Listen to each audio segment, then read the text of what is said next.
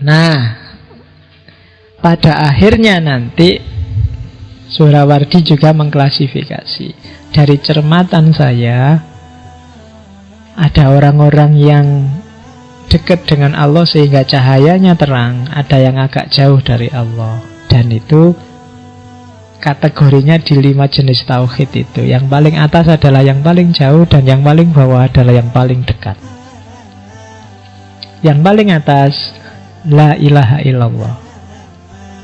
Ini tauhid kita, tauhidnya orang awam.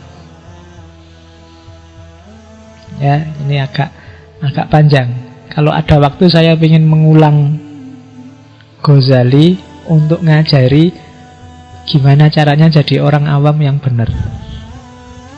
Karena di antara para sufi dan filosof yang mengorbankan puncak ekstasenya kemudian turun ke wilayah awam itu Ghazali.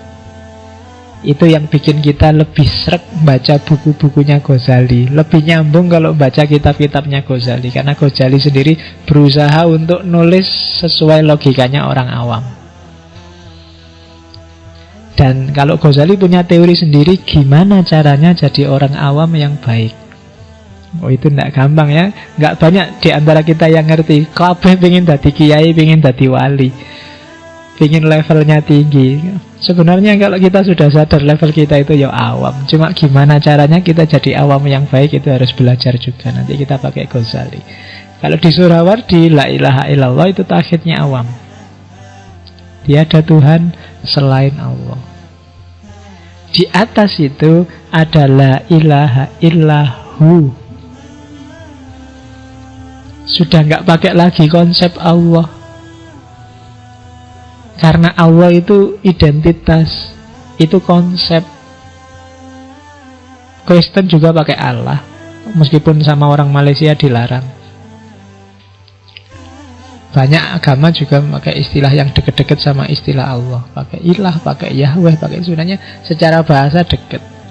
Ketika masih pakai Allah itu berarti masih konseptual, masih sangat jauh. Agak lebih deket kalau la ilaha illahu. Tidak ada Tuhan selain dia. Dia pokoknya dia itu tidak terkatakan zatnya. Itu la ilaha illahu. Tidak ada Tuhan selain dia. Tidak lagi Allah. Karena begitu saya ngomong Allah kan yang muncul di kepalamu konsepmu sendiri tentang Allah. Jangan-jangan tidak kayak gitu loh Allah itu. Nah, makanya orang yang lebih dalam, lebih tinggi dari la ilaha illallah, katanya Suhrawardi, yang bilang la ilaha illahu. Di atas itu ada la ilaha illa anta. Kalau hu itu kan masih jauh, tiada Tuhan selain dia. Tapi kalau sudah anta, tiada Tuhan selain engkau, sudah di sini kan orangnya. Engkau itu loh, sudah bisa ditunjuk. Kalau hu masih di sana, dia adalah Tuhanku. Tapi kalau sudah engkau, sudah dekat. Jadi la ilaha illa anta. Tiada Tuhan selain engkau. Kalau sudah anta, kita sudah berdua, sudah jejer. Kalau masih hu, dia masih jauh. Ada lagi level lebih tinggi dari itu. Ini para sufi biasanya la ilaha illa ana. Itu Al-Halaj dan kawan-kawan kan ngomongnya kayak gini, seperti tak jelaskan minggu lalu. Kenapa sih la ilaha illa ana? Karena aku ini gak ada. Aku itu tidak wajibul wujud. Aku itu mungkinul wujud. Jadi yang berhak ada itu hanya Allah. Adaku itu tergantung Allah. Jadi semua alam semesta ini adalah manifestasi dari adanya Allah, termasuk diriku. Jadi tidak ada Tuhan selain aku sendiri. Ini di dalam diriku ini ada Allah. Kenapa? Ya orang-orang ini sudah melenyapkan dirinya. Aku bukan kok aku ini, karena aku sendiri sudah nggak ada. Yang ada tinggal Allah. La ilaha illa ana. Kayak Al-Halaj kemarin loh. Katanya Al-Halaj kan dalam diri manusia ada dua aspek. Ada aspek manusiawi namanya nasut, ada aspek ilahi namanya lahud. Orang-orang ini sudah membuang nasutnya. Semua dimensi kemanusiaan tak buang. Kenapa? Karena aku sedang gabung dengan yang sejati. Ketika nasutnya disingkirkan, tinggal lahutnya. Kalau tinggal lahutnya, Allah bisa masuk. Kita kompatibel sama Allah sudah nyambung. Ketika masih ada nasutnya, nggak bisa kita nyambung sama Allah. Tapi begitu nasutnya disingkirkan, nafsu, materi dibuang semua, yang tersisa tinggal lahutnya. Kalau tinggal lahutnya, Allah bisa halah, bisa masuk. Itu kan yang disebut ajaran hulul. Allah bisa masuk dalam diri kita. Masuk dalam diri kita itu sebenarnya cuma istilah, karena kitanya sendiri sudah nggak ada. Itu kayak setetes air yang dibuang ke lautan. Air gabung, laut gabung sama setetes air, ya otomatis jangan dicari lagi setetes air itu, dia sudah hilang. Yang ada tinggal lautannya. La ilaha illa hana.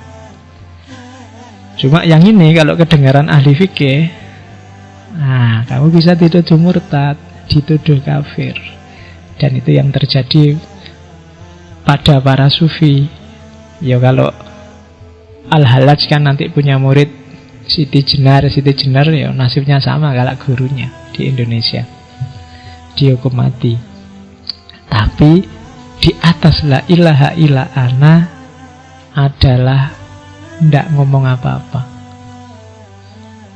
Sudah habis, sudah hilang semua, sudah. Tidak ada engkau, tidak ada aku, tidak ada dia, selesai. Sudah lebur semuanya dalam eksistensi Tuhan. Itu jadi puncaknya justru diam. Sudah tidak bisa lagi diomongkan dan tidak mau ngomong apa-apa lagi. Sudah selesai dengan kata-kata, selesai dengan logika, selesai dengan bahasa. Sudah tidak butuh apa-apa lagi. Itu puncaknya tauhid. Kalau masih bisa diomongkan, masih bisa diekspresikan, masih bisa engkau, aku, dia kan, masih ada jarak. Termasuk ketika masih ada ana, masih ada aku, masih ada jarak. Puncaknya justru tidak usah ngomong apa-apa, sudah habis, selesai semuanya, tinggal Allah saja. Aku yang ngomong ana juga sudah nggak ada, sudah habis, sudah hilang. Nah, itu puncaknya tauhid. Apa sih aku ini, siapa sih aku ini, wong aku ini nggak apa-apa, harusnya sudah habis dari dulu kalau Allah nggak ngizinin aku, jadi selesai. Nah, itu tauhid yang paling atas, tauhid yang paling tinggi. Ya kalau kita sih masih yang paling tinggi yang di sana, yang paling rendah maksud. Bukan yang paling tinggi di sini. Jadi masih la ilaha illallah. Karena dalam prakteknya ya mayoritas di dunia Islam ya la ilaha illallah yang itu. Kita hu aja belum. Karena kita masih secara konseptual ya kita masih jauh sama Allah. Kan ada guyonannya gitu kan, agama Islam itu adalah agama yang paling jauh sama Tuhannya. Yang lebih dekat dibandingkan Islam itu orang Hindu. Kalau orang Hindu itu lebih dekat karena Tuhannya dipanggil Om. Om itu lebih dekat. Tapi kalah dekat sama orang Kristen. Kalau Kristen Tuhannya dipanggil Bapak. Kalau Hindu Om, kalau orang Kristen Bapak. Orang Islam paling jauh.